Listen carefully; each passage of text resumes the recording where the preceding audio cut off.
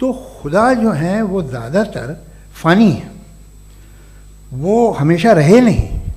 दलील हम देंगे और डेफिनेटिव दलील देंगे, लॉजिकल दलील देंगे। ये खुदा का तस्वुर कोई नया तस्वुर नहीं है, ये सदियों से रहा है। तो अगर आज हमारे जावेद अख्तर साहब ऐसी कोई अकली दलील और लॉजिकल एविडेंस दें खुदा के ना होने पर जो डेफिनेट भी हो, तो मैं ये ऐलान करता हूं कि यकीनन मैं उस एविडेंस को कबूल करूंगा और उस पर गौर करूंगा। और इंसाफ जिसे आप कहते हैं, इंसाफ का तो नेचर से कोई वास्ता ही नहीं है। आप जावेद अख्तर साहब बड़ी तेजी के साथ उसकी तरफ लपकेंगे, वो है साइंस। उसका एक खुदा था, उसकी एक बीवी थी, उसके 2 बेटे थे, एक बेटी थी। लिहाजा नतीजा क्या निकला?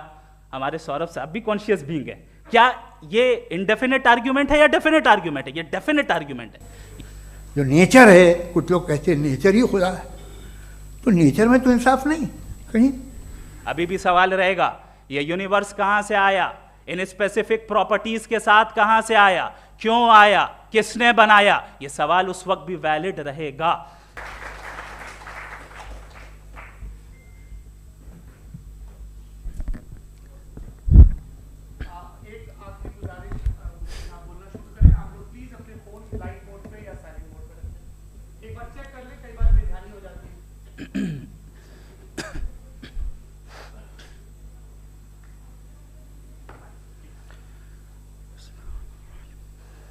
तमाम तारीफ़ें उस क्रिएटर के लिए जिसने इस यूनिवर्स को एक मकसद के तहत पैदा किया है। रिस्पेक्टेड जनाब जावेद अख्तर साहब, मिस्टर सौरभ द्विवेदी और respected audience, thank you all for being here today. आज की डिबेट में चूंकि हम बात करने वाले हैं डज गॉड एग्जिस्ट के टॉपिक पर, तो ये एक ऐसा टॉपिक है जिसके मुताल्लिक कोई भी डिसीजन लेने के लिए अलग अलग स्टैंडर्ड्स हो सकते हैं। लिहाजा डिबेट के शुरू में ये ज़रूरी है कि हम ये जान लें कि आज के इस टॉपिक में कौन सा स्टैंडर्ड सही होगा और कौन सा गलत होगा। सबसे पहला स्टैंडर्ड जिसे मैं समझता हूं कि हमारे रिस्पेक्टेड जनाब जावेद अख्तर साहब बड़ी तेज़ी के साथ उसकी तरफ लपकेंगे, वो है साइंस। जबकि साइंस दर हकीकत खुदा के एग्जिस्टेंस को डायरेक्टली साबित करने या उसके एग्जिस्टेंस को डिनाई करने के लिए स्टैंडर्ड नहीं बन सकती। और उसकी वजह क्या है, ये मैं नहीं कह रहा, ये वो लोग कह रहे हैं जो साइंस के एक्सपर्ट्स हैं। नेशनल एकेडमी ऑफ साइंस कहती है science doesn't have the processes to prove और disprove the existence of god. Why? क्योंकि साइंस का ताल्लुक एम्पेरिकल एविडेंस से है और एम्पेरिकल एविडेंसेस का ताल्लुक हमारे नेचुरल और फिजिकल वर्ल्ड से है, जबकि गॉड नॉन फिजिकल और सुपर नेचुरल रियलिटी है। लिहाजा नॉन फिजिकल रियलिटी को आप उस टूल के साथ नहीं चेक कर सकते जिसका काम फिजिकल रियलिटी को तलाश करना है। लिहाजा आज इस डिबेट में गॉड की एग्जिस्टेंस को साबित करने या उसे डिनाई करने में साइंटिफिक एविडेंस को एक्सेप्ट नहीं किया जाएगा। दूसरा स्टैंडर्ड हो सकता है रेविलेशन, कि रेविलेशन के जरिए हम यह साबित करें कि गॉड एग्जिस्ट करता है या नहीं।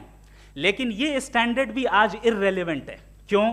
क्योंकि रेविलेशन मेरे नज़दीक सोर्स ऑफ नॉलेज है, वैलिड सोर्स ऑफ नॉलेज है, लेकिन हमारे जावेद अख्तर साहब के नज़दीक ये वैलिड सोर्स ऑफ नॉलेज नहीं है। लिहाजा आज की डिबेट में मैं एक भी एविडेंस किसी भी मजहबी स्क्रिप्चर से नहीं दूंगा ताकि जावेद अख्तर साहब के लिए वो अनएक्सेप्टेबल ना हो। तीसरा जो मेयार हो सकता है वो है ऑब्जर्वेशन, कि भाई कोई कहे कि हमें खुदा दिखाओ, अगर है तो दिखाओ, या ये कि खुदा के एग्जिस्टेंस पर एम्पेरिकल एविडेंस दो। तो ये है दर हकीकत गलत टूल का इस्तेमाल करना। ये ऐसा ही है कि जावेद साहब मुझसे ये मुतालबा करें कि मुफ्ती साहब आप मेटल डिटेक्टर के जरिए प्लास्टिक डिटेक्ट करके दिखाएं। अब चूंकि प्लास्टिक डिटेक्ट नहीं हो पा रही है लिहाजा plastic does not exist. No, you are using the wrong tool. इस टूल से प्लास्टिक को डिटेक्ट नहीं किया जाता। लिहाजा मैं समझता हूं कि गॉड के एग्जिस्टेंस पर एम्पेरिकल एविडेंस का मुतालबा करना एक बचकाना मुतालबा है, और हमारे रिस्पेक्टेड जनाब जावेद अख्तर साहब इस स्टेज से अब बहुत आगे निकल चुके हैं। अब बचता है एक ही स्टैंडर्ड, और वो स्टैंडर्ड है अक्ल, लॉजिक, रीजनिंग। और यही वो स्टैंडर्ड है जिसके तहत गॉड की एग्जिस्टेंस को साबित किया जाएगा या गॉड की एग्जिस्टेंस को डिनाई किया जाएगा। लेकिन चूंकि ये बहुत इंपॉर्टेंट और सेंसिटिव टॉपिक है, इसलिए लॉजिकल आर्ग्यूमेंट भी ऐसा होना चाहिए जो डेफिनेटिव हो, इनडेफिनेटिव ना हो, जो 2 और 2 4 की तरह बिल्कुल वाजे हो, जिसे लॉजिकली रिजेक्ट करना पॉसिबल नहीं हो। फॉर एग्जाम्पल हम कहें हमारे रिस्पेक्टेड मिस्टर सौरभ साहब, ये एक इंसान है और तमाम इंसान कॉन्शियस बीइंग है, लिहाजा नतीजा क्या निकला, हमारे सौरभ साहब भी कॉन्शियस बीइंग है।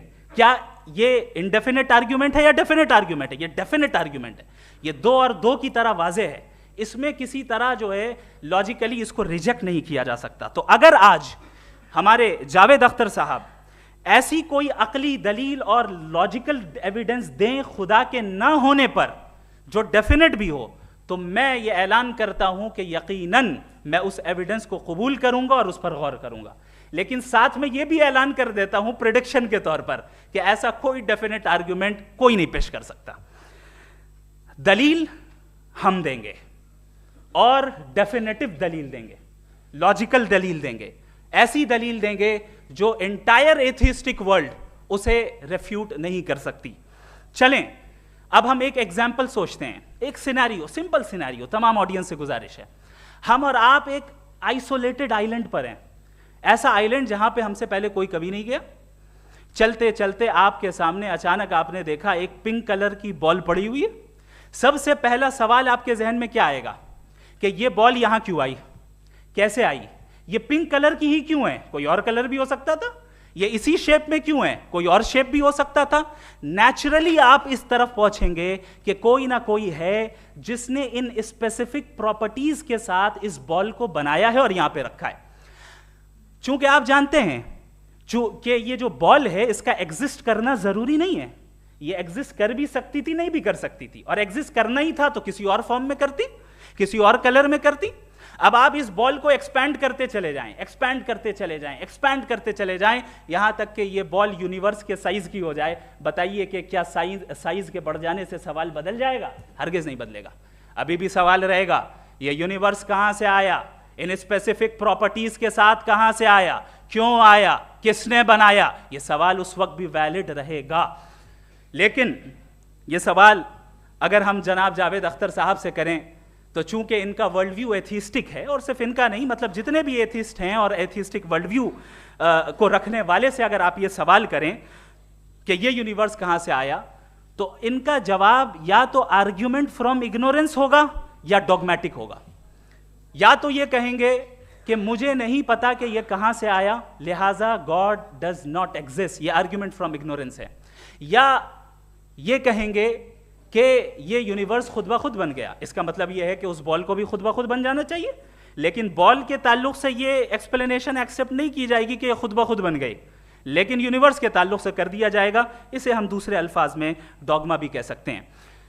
दूसरी चीज, हमारे जावेद अख्तर साहब जरूर गॉड ऑफ गैप्स की मिसाल भी जरूर देंगे, और मिसाल देंगे कि पहले ज़माने में बिजलियां कड़कती थी तो लोगों ने किसी एक खुदा की तरफ, और बारिश होती थी तो दूसरे खुदा की तरफ मंसूब कर दिया, उनके पास दलील नहीं थी। यह हमारा वर्ल्ड व्यू है ही नहीं, यह हमारा वर्ल्ड व्यू है ही नहीं, क्योंकि नेचुरल फिनोमेना के प्रोसेस की इंटरप्रिटेशन को जान लेने से यह कहां से साबित हो गया कि गॉड एग्जिस्ट नहीं करता है। इस पर मैं इंशाअल्लाह अभी आगे बात करूंगा।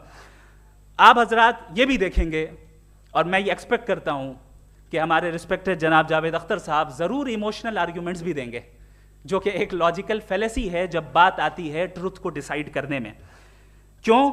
मिसाल के तौर पर वो कहेंगे कि अगर गॉड है तो ईविल क्यों एग्जिस्ट करता है, जबकि मैं कहता हूं ईविल का एग्जिस्ट करना गॉड के एग्जिस्ट करने की दलील है, उसके खिलाफ नहीं है। चूंकि अगर गॉड है तो हम सब उसके सामने अकाउंटेबल हैं, और अगर हम अकाउंटेबल हैं तो अकाउंटेबिलिटी के लिए ईविल का मौजूद होना जरूरी है, उसके बगैर हम अकाउंटेबल नहीं हो सकते। और अगर हम अकाउंटेबल नहीं हैं तो हम जनाब जावेद अख्तर साहब से पूछेंगे कि आप बताएं कि फिर सफरिंग इस दुनिया में क्यों है? अगर खुदा नहीं है तो सफरिंग क्यों है? और उन लोगों के जज्बे का क्या जिनके अंदर सफरिंग के बाद इंतकाम लेने का जज्बा पाया जाता है और वो इस दुनिया से ऐसे ही चले गए, क्या उनकी सारी तकलीफें बेकार चली जाएंगी?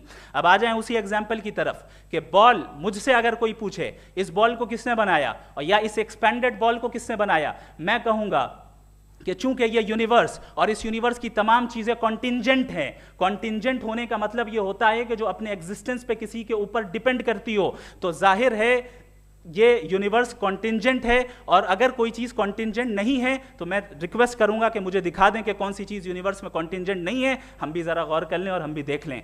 और जब कॉन्टिंजेंट चीज़ें मौजूद हैं तो फिलोसोफर्स की इस्तिलाह के मुताबिक, हम उस टर्मिनोलॉजी के मुताबिक हम उस जगह तक पहुंचते हैं और उस हस्ती तक पहुंचते हैं जिसे नेसेसरी बीइंग कहा जाता है, कि ये वो नेसेसरी बीइंग है जिसका मौजूद ना होना नामुमकिन हो। क्योंकि अगर ये मौजूद ना हो तो सारी चीज़ें एग्जिस्टेंस में आएंगी ही नहीं, और ये सारी कॉन्टिंजेंट चीज़ें उसी के ऊपर डिपेंड करती हैं। अब अगर आप ये सवाल करते हैं कि फिर उस हस्ती को किसने बनाया, फिर उसका कॉज क्या है, फिर उसका कॉज क्या है, फिर उसका कॉज क्या है, और एंडलेसली चले जाएं, इसे हम कहते हैं इन्फिनिट रीग्रेस ऑफ कॉजेस, जो कि लॉजिकल फैलेसी है। कॉन्सेप्चुअली इन्फिनिटी पॉसिबल है। मिसाल के तौर पे न्यूमेरिकल्स 1 2 3 गिनते चले जाएं, इन्फिनिट नंबर्स हैं। मैं कॉन्सेप्चुअली बात नहीं कर रहा, प्रैक्टिकली रियलिटी में साबित करके दिखाएं कि infinite regress of causes possible हैं या नहीं।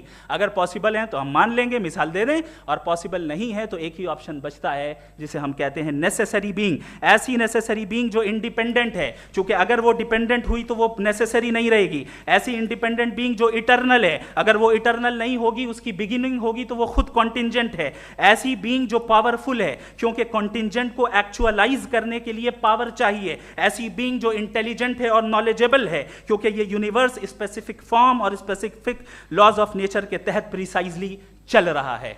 Thank you. थैंक यू मुफ्ती साहब।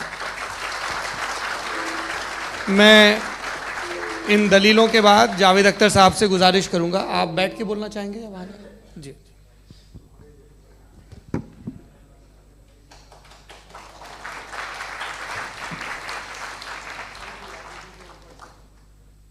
पहले तो मैं मुफ्ती साहब को एक अच्छी खबर देना चाहूँगा कि मेरी नॉलेज साइंस के बारे में बड़ी मामूली है, तो आप फिक्र ना करें उसकी, लेकिन कुछ कॉमन सेंस है मुझ में।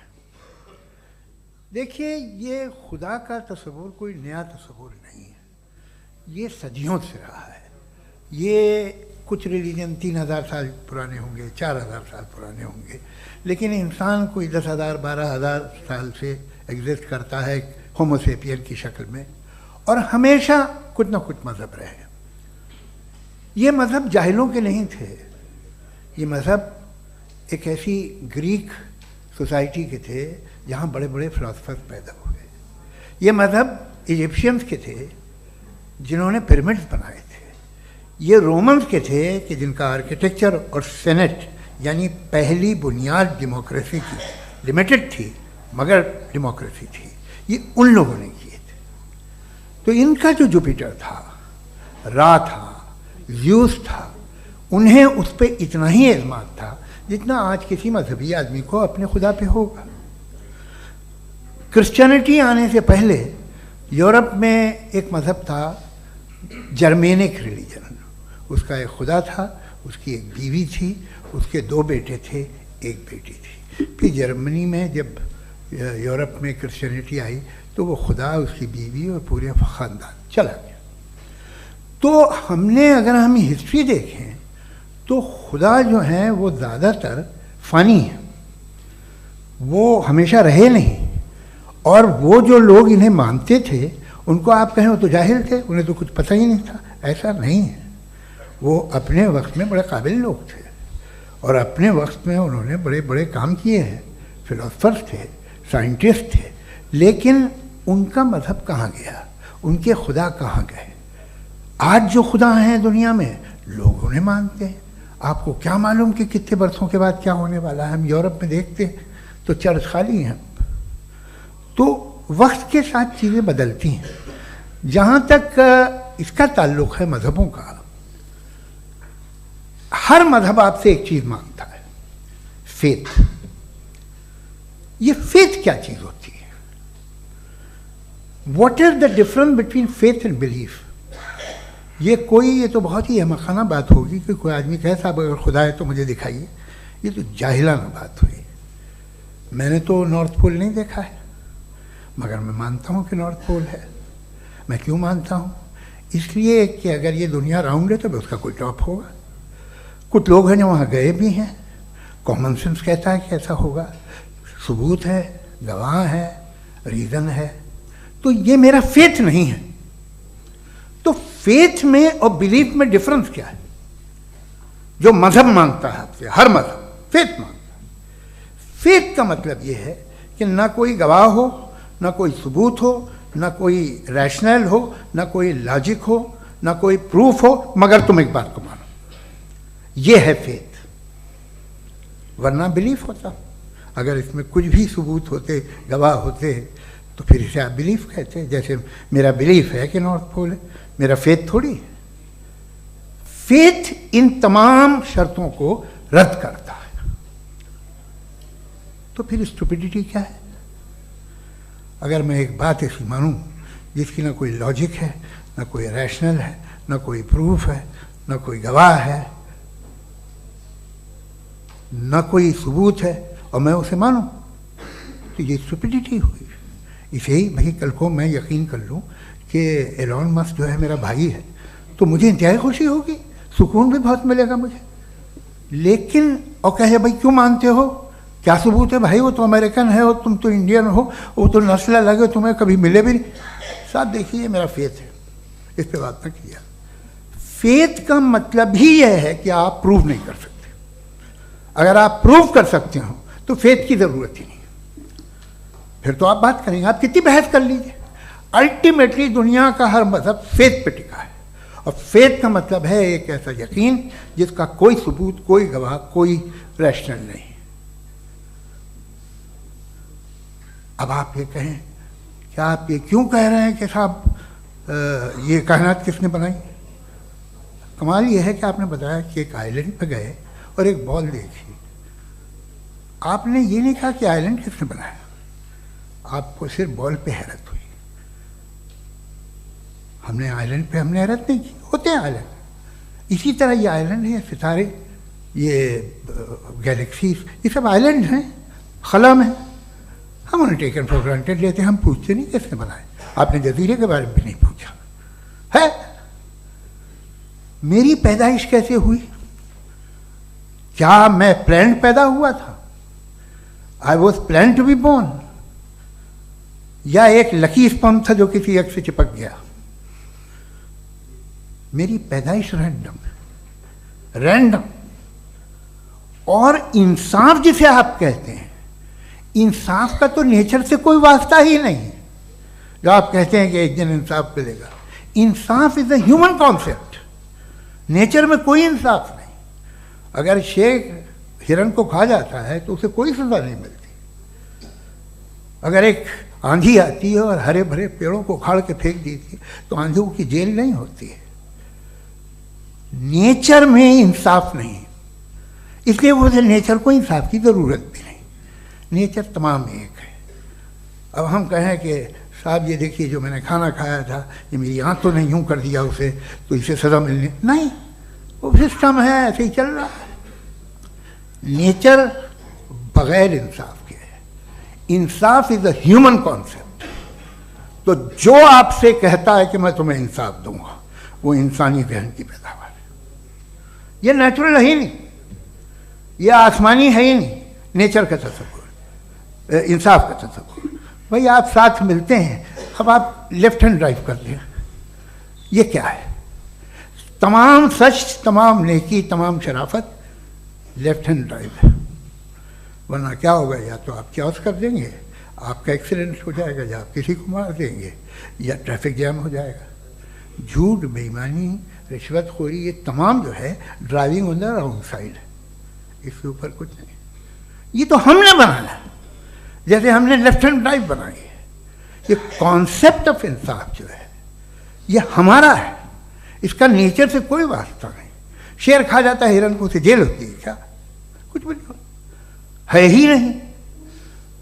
तो ये जो दुनिया के रिलीजन प्रॉमिस करते हैं आपसे इंसाफ, इसी से मालूम होता है कि ये मैन मेड है। ये तसव्वुर कहीं और का है ही नहीं। जो नेचर है, कुछ लोग कहते हैं नेचर ही खुदा है, तो नेचर में तो इंसाफ नहीं कहीं। और आप वादा कर रहे हैं कि तुम्हें मरने के बाद इंसाफ मिलेगा। मुझे अगर मिलेगा तो मैं बहुत खुश हूँगा, लेकिन मैं यकीन नहीं कर पाता हूँ। इसलिए कि मैं फेथ नहीं पैदा कर सकता। The very fact that religions demand faith, इसका मतलब है कि उनके पास जस्टिफिकेशन नहीं है। अच्छा साहब, फिर रिलीजन अगर मॉडरेशन में है, कोई सा भी रिलीजन, वो आप में कुछ खूबियाँ भी पैदा करता होगा, देखिए उससे ये फ़ायदा है वो फ़ायदा है। अल्कोहल जो है वो ज़्यादातर दवाओं में यूज़ होती है, और एक सर्वे किया गया था अमेरिका में कि लॉन्जिटिविटी किन लोगों की है, तो एक तरफ वो लोग थे जो शराब पीते ही नहीं थे, और एक तरफ वो थे जो एक बोतल शराब रोज़ पीते थे। सबसे ज़्यादा लंबी उम्र उनकी है जो 2 पैक नाप के शराब पीते और खाना खाते हैं। मगर हम शराब को बुरा समझते हैं, मैं भी बुरा समझता हूँ। क्यों? ऐसा होता नहीं। कुछ चीज़ों में आदत होती है कि वो बढ़ती है। आज तक में एक आदमी दूध पीता है, आप 10 साल बाद भी मिलेंगे तो एक ही गिलास पीता होगा। ऐसा नहीं होता, सुबह से दूध पीता रहता है। मिल्कोहलिक मैंने नहीं देखे, अल्कोहलिक होते हैं। ये टेंडेंसी है मजहब की कि वो बढ़ता है, जैसे कैंसर बढ़ता है, जैसे शराब बढ़ती है। कुछ लोग होंगे जो उसे सही तरह से यूज़ करते। मुझे यकीन है कि हमारे मुफ्ती साहब भी उनमें से एक हैं, इनसे बहुत खुशी हुई मुझे इनसे मिलकर। लेकिन कितने लोग हैं कि आज आप देखते हैं दुनिया में जो तबाहियाँ हैं, इनमें कितना हाथ है उन लोगों का जो बिलीवर कहते था मजहब ये नहीं कहता, ना कहता होगा, मगर जब ये मजहब पीते हैं तो ऐसे बिहेव करते हैं। थोड़ा सा अगर हो तो शायद बहुत अच्छी बात, लेकिन शराब थोड़ी सी नहीं रहती, उसमें टेंडेंसी है। पहले थोड़ा सा अगर 2-3 कैंसर के सेल हो ना बॉडी में तो आदमी स्लिम रहेगा, लेकिन वो 2-3 सेल नहीं रहते, वो मल्टीप्लाई होते हैं। जावेद साहब, टाइम पूरा हो गया। टाइम हो गया तो बस बात खत्म हो गई। अच्छा, मुझे कुछ और कहने को था भी नहीं। जी, मैं पहले जवाबी दौर के लिए इनवाइट कर रहा हूं मुफ्ती साहब को। Your rebuttal round 1, you have 7 minutes.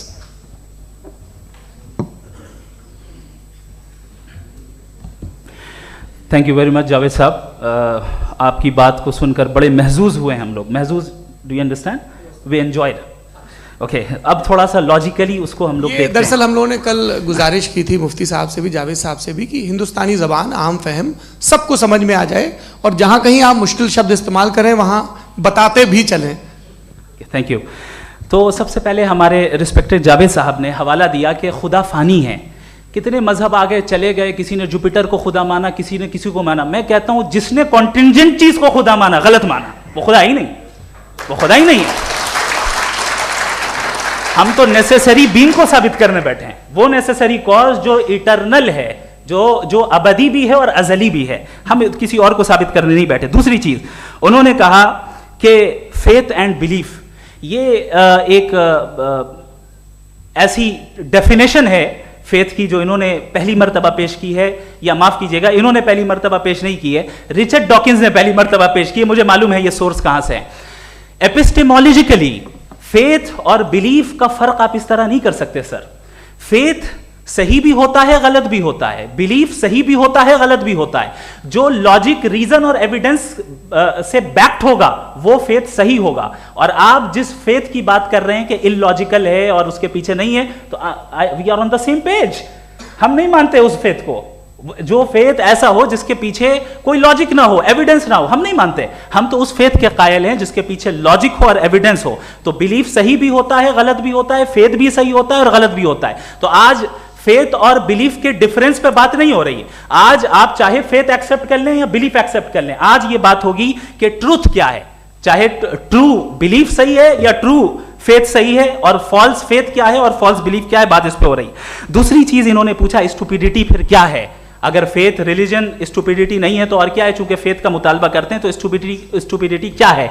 मैं कहता हूं स्टुपिडिटी एथिज्म है। उसकी वजह यह है कि आप एक सड़क पे जा रहे हो और आप किसी गार्डन में जाएं और देखें वहां लिखा है फूलों के साथ I love Javed Akhtar and I really do, I love you sir. So जब आप वहां पर पहुंचे तो वहां पहुंचकर अब ये बताएं, क्या आप ये कहेंगे वाह व्हाट अ नेचुरल सिलेक्शन? ये क्या नेचुरल सिलेक्शन है? नहीं, ये प्रिसाइजली डिजाइंड है, इसके पीछे डिजाइनर है। लिहाजा अगर कोई एक ऐसी कॉमन सेंस की बात को कबूल नहीं कर रहा है कि यूनिवर्स जो इतने प्रिसाइजली काम कर रहा है, हम कह दें कि खुद ब खुद बन गई, मैं समझता हूं इससे बड़ी स्टुपिडिटी और कुछ नहीं है। ये रैशनल चीज है। फिर हमारे सर ने कहा कि आपने बॉल पे फोकस किया, आइलैंड पे फोकस नहीं किया। अरे आइलैंड को किसने बनाया, यही समझाने के लिए तो बॉल की मिसाल दे रहा हूं। और बॉल भी कॉन्टिंजेंट है, आइलैंड भी कॉन्टिंजेंट है, दोनों नेसेसरी बीइंग का मुतालबा करते हैं। आगे इन्होंने कहा कि नेचर में कोई इंसाफ नहीं है, हम डिसाइड करते हैं कि मोरालिटी क्या होती है, इंसाफ क्या होता है, हम डिसाइड करते हैं। जैसे ड्राइविंग सीट में ट्रैफिक वाला, ये तो किसी खुदा ने नहीं कहा, ये है, इसे कहते हैं फॉल्स इक्विवेलेंस। ये एक लॉजिकल फेलेसी है। आपने जो है मिसाल दी ड्राइविंग की और ट्रैफिक की, ये सब्जेक्टिव मोरालिटी है। आप सब्जेक्टिव मोरालिटी को मिसाल बनाकर ऑब्जेक्टिव मोरालिटी के ऊपर नहीं थोप सकते। इंसाफ की ऑब्जेक्टिव मोरालिटी। अगर आप ये कहते हैं कि नेचर में इंसाफ नहीं है, तो इंसाफ का न होना ये नेचुरल हुआ, तो फिर नेचर को नेचर रहने दे, क्यों हम इतना स्ट्राइव कर रहे हैं दुनिया में इंसाफ लाने के लिए? ये तो इलॉजिकल बात है, इरैशनल बात है। इसलिए बहुत सी चीजें ऐसी हैं जो ऑब्जेक्टिवली जो है इविल या गुड हैं, और बहुत सी चीजें ऐसी हैं जो सब्जेक्टिवली हैं। सब्जेक्टिवली जो मोरल होता है या इमोरल होता है, उसको हम सोशल कंसेंसस से या पर्सनल प्रेफरेंस से डिसाइड करते हैं। लेकिन जो ऑब्जेक्टिव मोरालिटी है, जिसमें इंसाफ आया, जो इन्होंने बार बार रिपीट किया, ये ऑब्जेक्टिव है, सब्जेक्टिव नहीं है। अगर आप कहते हैं ये सब्जेक्टिव है, तो मेरा सवाल आपसे ये है, क्या सोशल कंसेंसस के जरिए अगर जुल्म को सही करार दे दिया जाएगा तो आप जुल्म को जस्टिफाई करेंगे? दूसरी चीज इन्होंने ये कहा कि 2 पैक शराब पी लें तो वो उतने पे नहीं रहता, बढ़ जाता है। यही मामला मजहब के साथ है। 2 पैक आप पी लें, बढ़ेगा। तो ये एक ऐसी मिसाल है, इसको कहीं भी फिट कर लें कि आप एथिज्म पे जब फिट करें, जब आप 2 पैक एथिज्म का लेंगे ना, तो वो बढ़ बढ़ के नॉर्थ कोरिया बनेगा। Thank you.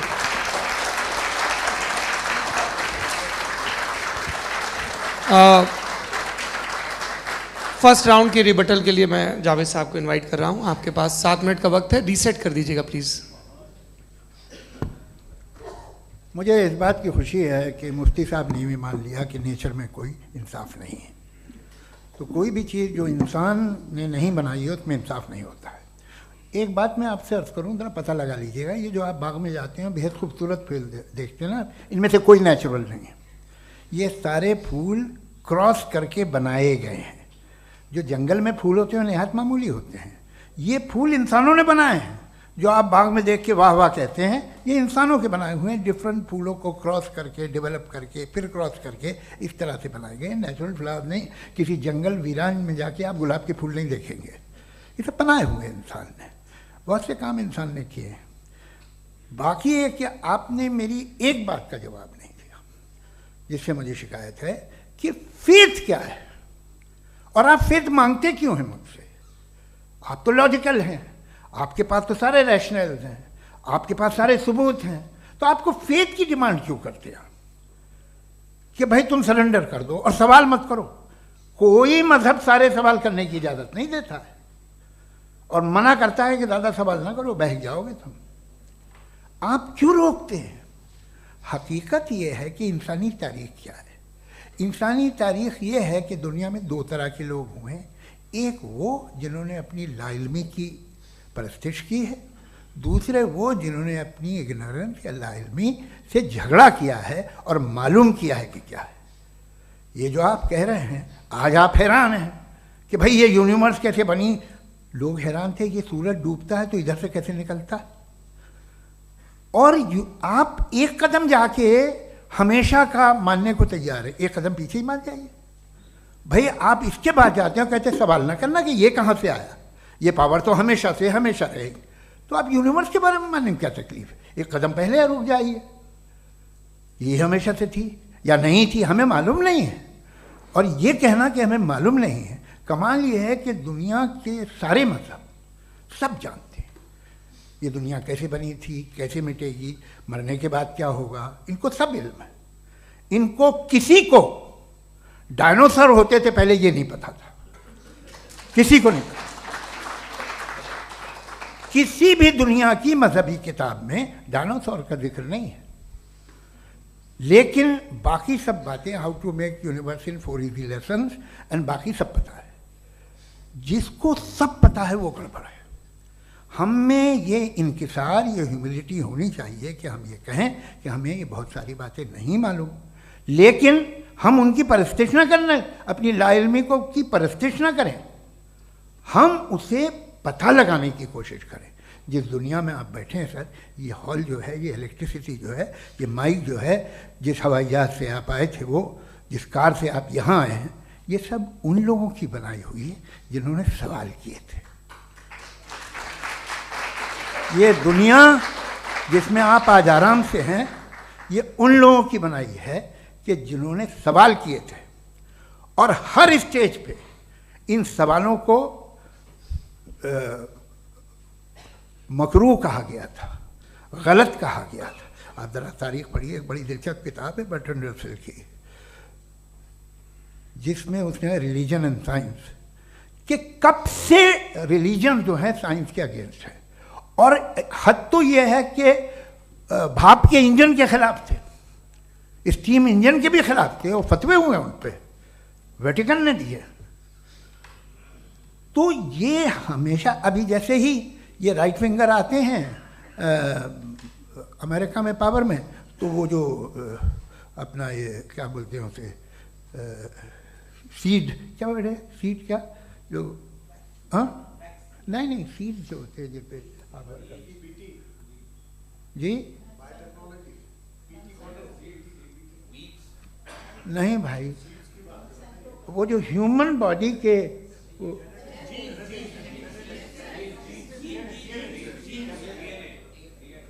उस पर रिसर्च बंद हो जाती है, रिपब्लिकन नहीं करने देते। अरे भाई इतना डर क्या है तुम्हें? एक ज़माने में बहुत नाराज़ थे ये सारे मजहबी लोग कि ये इंसान तो इंसान बनाने की कोशिश कर रहा है। आपको क्या तकलीफ भाई, बना ले तो बना लेने दो, ये खौफ क्या है? और ये सब आज जो आप कह रहे हैं नामुमकिन है, ये कैसे हुआ? मुझे एक किस्सा याद आता है। जब मैं 6ठी क्लास में था तो मैं मैथमेटिक्स में बहुत वीक था, तो एक टीचर रख दिया गया, उसने 1 2 3 4 5 6 7 तो सिखा दिया मुझे। वो दिन मैं भूल नहीं सकता हूँ मुफ्ती साहब, जिस दिन उसने ये बताया कि 1/2 क्या होता है और 3/4 क्या होता है, मुझे ऐसा लगा कि मेरा सर बीच से फट जाएगा। यह आदमी कह रहा है कि जो दीवार के अंदर जाओ वॉक करते हुए। आज हंसता हूँ मैं इस बात पे। तो आज जो बातें आपके जहन से बिल्कुल परे हैं और आप हैरान होते हो उन्हें देख के, एक वक्त आएगा कि मामूली लगेंगे, और हुआ है। आपकी इंसानी तारीख ही है। इतनी जल्दी सारे फैसले आप मत कर लीजिए, थोड़ा ये ह्यूमिलिटी रखिए कि भाई ये हमें नहीं मालूम। ये कहने में क्या आ रहा है? ये यूनिवर्स कहाँ तक फैली, ये कब से है और कब तक रहेगी, हमें नहीं मालूम। आपने फैसला कर लिया कब बनी। ये आपके हिसाब से कोई 14 बिलियन ईयर बनी जो समझा जाता है। उससे पहले हजारों करोड़ों अरबों साल तक खुदा बैठा क्या कर रहा था? खामोश बैठा था, ऐसी जमाइयाँ ले रहा था। फिर उसे आइडिया है, यार एक काम करते, वक्त अच्छा गुजर जाएगा, यूनिवर्स बनाते। सोचिए, वो तो हमेशा से है ना, मगर यूनिवर्स हमेशा से नहीं है, ये तो बनाई गई है। और उससे पहले क्या था, इनका क्या काम था? कैसी बात है, ये बड़ा आसान है। जो बात हमें आज धीरे धीरे पता चली है, बरसों 2000 और 2500 साल पहले आपको किसी ने बता दिया कि क्या था, आप मान गए, और तब से वही मान रहे हैं जो 2500 साल पहले कहा गया था। सब कुछ बदल गया है, सॉल्व हो रही हैं चीज़ें। अभी साइंस बिल्कुल दावा नहीं करती, या कोई फिलोसफर ये दावा नहीं करता कि हमें सब मालूम, बल्कि वो कहता है कि हमें जितना मालूम होता है उससे ये मालूम होता है कि हमें कितना कम मालूम। तो हम अपनी जहालत से लड़ें, उसकी परस्तिश न करें। जी, टाइम है। Thank you so much.